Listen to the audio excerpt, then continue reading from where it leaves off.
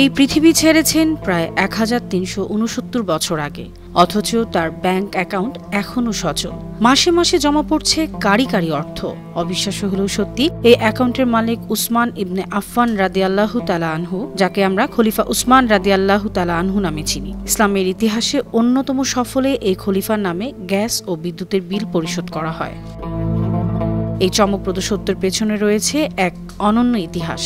মহানবী সাল্লাল্লাহু আলাইহি ওয়াসাল্লাম নবুয়ত প্রাপ্তির 13তম বছরে মদিনায় হিজরত করেন। তখন মুসলমানরা সুপেয় পানির তীব্র সংকটে ভুগছিলেন। সে সময় মদিনায় বীরে রুমা বা রুমার কূপ নামে একটি মাত্র কূপ ছিল, আর যার মালিক ছিলেন একজন ইহুদি ব্যবসায়ী। সেই ইহুদি তার কূপের পানি চড়া দামে বিক্রি করতেন। সেই পানি নিয়ে খেতে গরিব মুসলমানদের সমস্যা হতো। এই সংকট নিরসনে মহানবী সাল্লাল্লাহু আলাইহি ওয়াসাল্লাম ঘোষণা করেন, যে ব্যক্তি এই কূপটি কিনে মুসলমানদের জন্য দান করবে, আল্লাহ তাকে জান্নাতে একটি ঝর্ণার মালিক বানিয়ে দেবেন।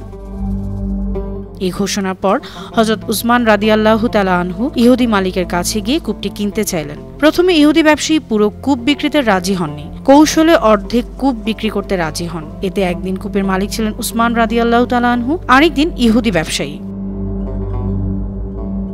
উসমান রাদিয়াল্লাহু তাআলা আনহু তার অংশের পানি সম্পূর্ণ বিনামূল্যে মুসলমানদের জন্য উন্মুক্ত করে দেন। এতে মুসলমানরা পর্যাপ্ত পানি সংগ্রহ করতে পারতেন। এ কারণে ইহুদির পানির ব্যবসা মুখ থুবড়ে পড়ে। বাধ্য হয়ে সে বাকি অংশটিও উসমান রাদিয়াল্লাহু তাআলা আনহুর কাছে বিক্রি করে দেন। পরে উসমান রাদিয়াল্লাহু তাআলা আনহু মুসলমানদের উদ্দেশ্যে কূপটি ওয়াকফ করে দেন। 35 হিজরি বছরের জিলহজ মাসের 28 তারিখ পরলোক গমন করেন হযরত উসমান রাদিয়াল্লাহু তাআলা আনহু। কালের বিবর্তনে কূপের আশেপাশে বিশাল খেজুর বাগান গড়ে তোলা হয়। সৌদি আরবের সরকার এই সম্পত্তি সংরক্ষণ করে হযরত উসমান রাদিয়াল্লাহু তাআলা আনহুর নামে দলিল করে দেয়। তার নামে একটি ব্যাংক অ্যাকাউন্টও খোলা হয়। সেই অ্যাকাউন্টে বাগান থেকে আয়ের একটি অংশ জমা রাখা হয়। এই ওয়াকফকৃত সম্পত্তি থেকে উপার্জিত অর্থের অর্ধেক এতিম ও গরিবদের কল্যাণে খরচ করা হয়, বাকি অর্ধেক জমা রাখা হয় ব্যাংকে। দীর্ঘদিন জমানো এই অর্থ দিয়ে মসজিদে নববীর পাশে একটি বিলাসবহুল হোটেল নির্মাণ করা হয়, যার নাম হোটেল উসমান বিন আফফান।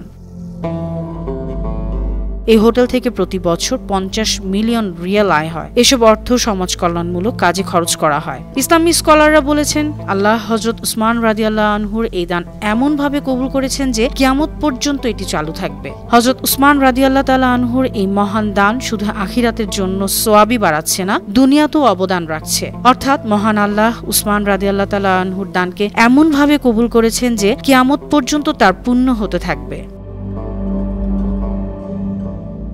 নিউজ ডেস্ক, বানো টিভি।